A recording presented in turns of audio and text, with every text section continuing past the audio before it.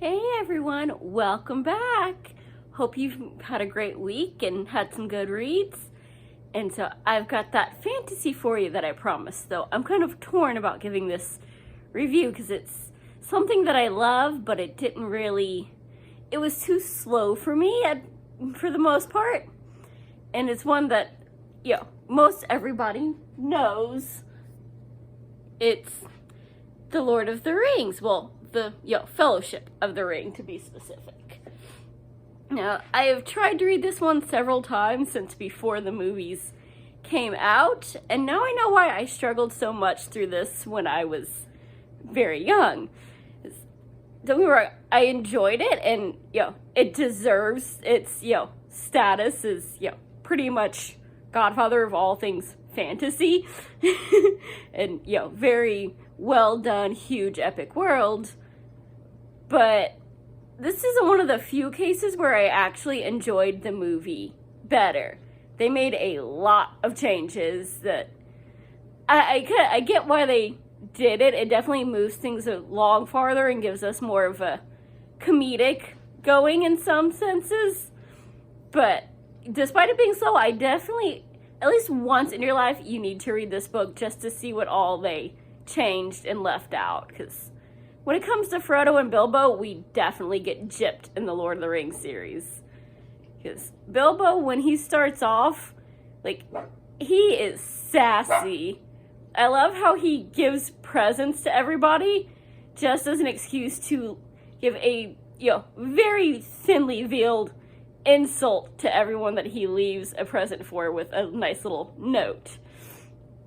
That is some sass that we don't get to see in the movies, or how, just awesome Frodo is before the ring really starts getting its hold on him, because he is sneaky and not above getting into fights with somebody when we start off. We don't need Aragorn, I will take you on.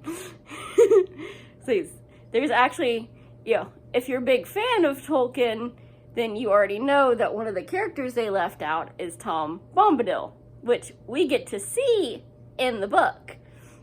They have this whole adventure through the forest long before they actually make it all the way out of, Hobbiton. And he has to go, badass and save his friends from the Barrow-wights. So that's, it's awesome, all the stuff that they get into. There's a whole huge adventure, not just, oh crap, let me hide from these Black Riders before they meet up with Aragorn. So it is very awesome. We get to see more of the elves. We get to know more about the hobbits.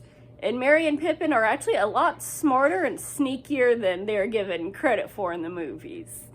So in that respect, it is very interesting. And that whole council meeting was completely different in the book. There is no, everybody's fighting with everybody, and Boromir's ticked off and hates Aragorn from the get-go. No, he's actually not combative in the books. He's a completely different character. And that whole scene with the swords,